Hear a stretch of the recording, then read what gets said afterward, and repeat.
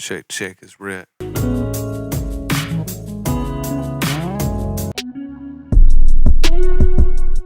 What's up, y'all? It's Rep with the Heights Lab, and today we're going to be talking about how to make some beats with your guitar. We're going to use a lot more than the guitar, but the guitar is going to be the main ingredient. Essentially, we're going to sample it, um, use it as a melody. I don't know. We're going to do something. The technique I'm going to use for this, though, is I'm going to pull up a backing track, and then I'm going to arm a track in Pro Tools and play along with it, so that everything I record guitar wise is on its own track with no background music. So I'll just be able to solo it, and then I can do whatever. If I just find a nice little piece I can loop.